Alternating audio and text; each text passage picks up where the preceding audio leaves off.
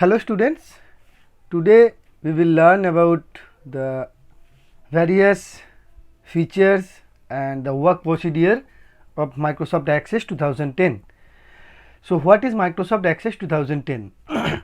Microsoft Access 2010 is the most popular and powerful relational database management system that serves as an integral part of the Microsoft Office suite. Okay.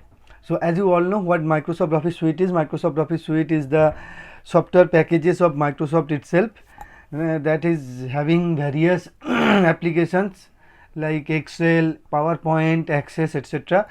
So Access 2010 is one of the integral part of that Microsoft Office suite. It is a RDBMS. Okay, what is RDBMS? We have already studied earlier. RDBMS means relational database. A relational database stores data in several tables and link those tables together to a common piece of information. Okay, so this is a RDBMS or relational database. So MS Access is also a type of RDBMS or relational database management system. It is used to organize and manipulate data, and it provides the facility to create relationship between two tables. Okay, so what is the relationship between two tables? Okay, as you can see those two examples in the screen, that our first table is having a student's information and second table is having the detail marks of students. So first table and both the table is having a common field called roll number or roll. Okay, so we can define the relationship between the table student information and table marks using that common field roll. Okay, so using that common field we can create a relationship between any two table. Next, what are the features of Microsoft Access 2010? The features of Microsoft Access 2010 are: first, it provides the facility to break the large information into small parts for making it easy to access. Okay, so why it does?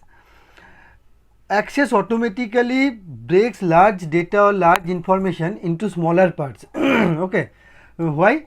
For making it easy to access while retrieving that particular data. Next, Microsoft Access, using Microsoft Access we can decrease the amount of data redundancy. What does data redundancy means?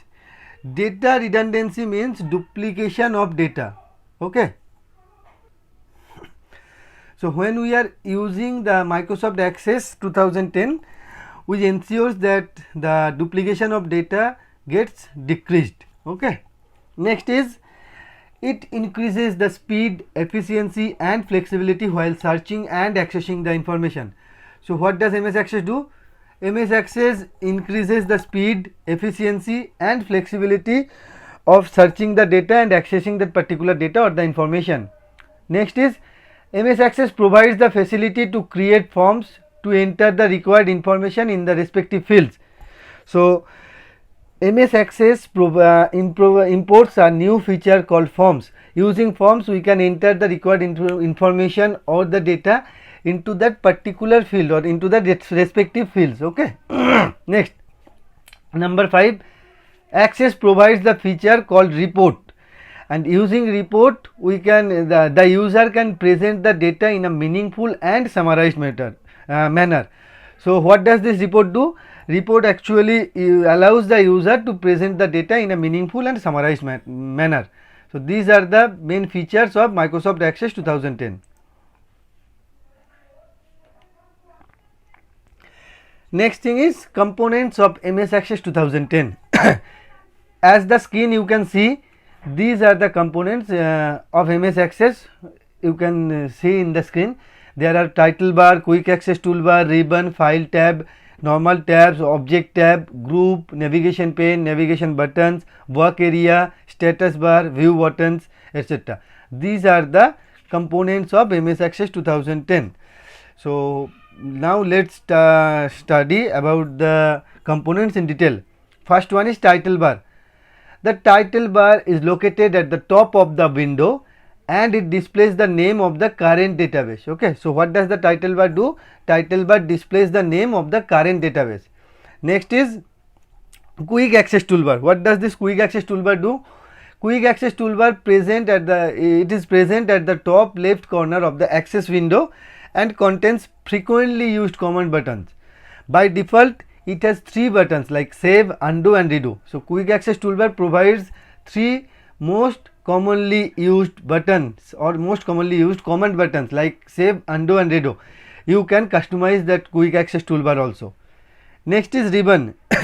Ribbon contains various tabs and each with several groups of relevant commands. So under the ribbon we are having some groups, and under those particular groups we are having various tabs that contain several commands. Okay. Next is navigation pane. What is navigation pane? Navigation pane located at the left of the access window and displays the name of the objects used in the database. Okay, such as tables, queries, reports, etc. So in the navigation pane we display the name of the objects like tables, queries, reports that are used in a database. Next is navigation buttons.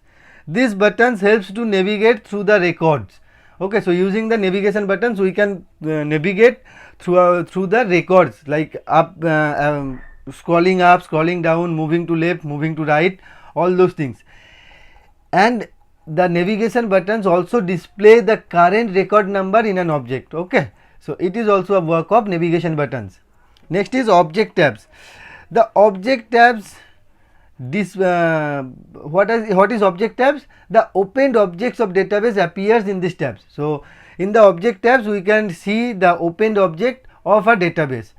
Clicking on, then how can we display the contents of that particular object?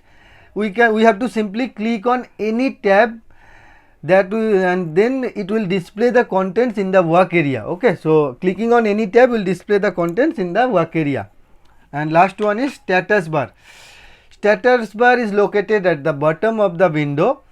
It displays the name of the current view on extreme left and displays 4 view buttons on extreme right, on its right. Okay, so on the status bar, what we can see? We can see the current view on the extreme left side, and at the right side we can see all the view buttons. Okay. Next, how can we create a blank database? To open MS Access, for doing that, first we have to open the Microsoft Access or MS Access. To open MS Access, what we have to do? First we have to go to the Start button, then we have to go to the All Programs, then again we have to click on the Microsoft Office folder, and from that Microsoft Office folder menu we have to choose Microsoft Access 2010. Whenever we are clicking on the Microsoft Access 2010, it will open a backstage view of MS Access. As you can see in the screen, this is how the backstage view of Microsoft Access looks like. Okay, this is how the backstage view looks like. Now what you have to do, after you can see the blank document, blank database, blank web database, recent templates, sample templates, my templates that contains the saved templates. Next, you can use the office.com templates through the internet also.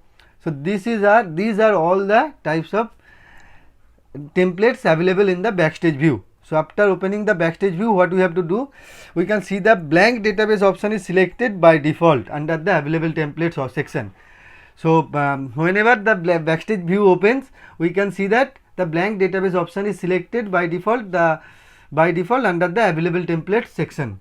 Next, in the blank database task pane on the right side, we have to specify the file name in the file name text box. Okay, so as you can see in that left side here, it is the file name text box. Okay, you have to simply type file name for that particular folder. After doing that, what you have to do, you have to click this browse button. Okay, you look at the mouse pointer, this is the browse button.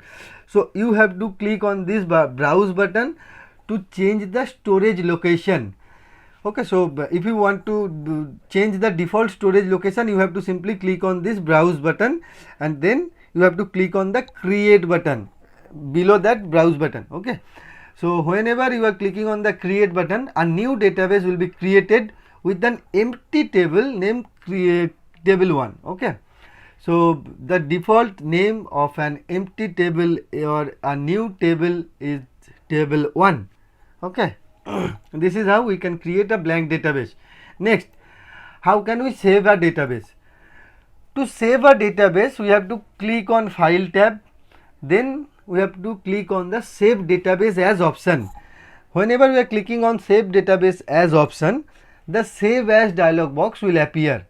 So whenever the Save As dialog box will appear, we have to type the desired file name in the file name text box, and then we have to click on the Save button. Whenever we are clicking on the Save button, the database will be saved with that particular file name.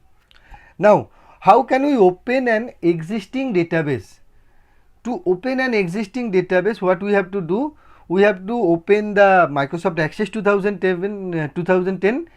Then we have to select the Open option from File tab. So we have to click on the File tab. Then we have to select the Open option. After clicking the Open option, the Open dialog box will appear.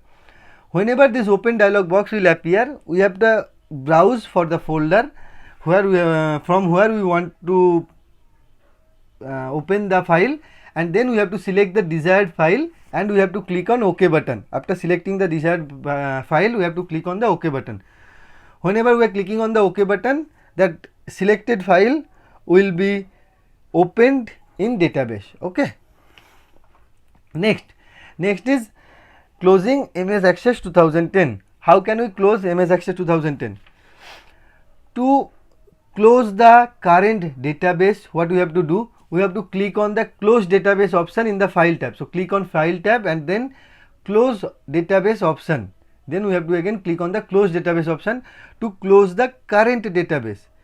And to close the Microsoft Access application, what we have to do? We have to click on the File tab, then we have to click on the Exit option. Okay. So this is how we can close MS Access 2010. Next, there are some important terms like let us know about it. First one is primary key. What is primary key? Primary key is the field that uniquely identifies a table. Okay, it is a sort of check which uniquely identifies each record in a table.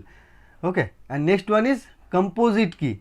If more than one field is combined to form a primary key, then all those fields are together known as the composite key. Okay, so this is the primary concept of primary key and composite key. So using the primary key, we can create a relationship between two tables. Okay, so listen to the video very properly, read your book. We will meet in our next class. Thank you. Have a nice day.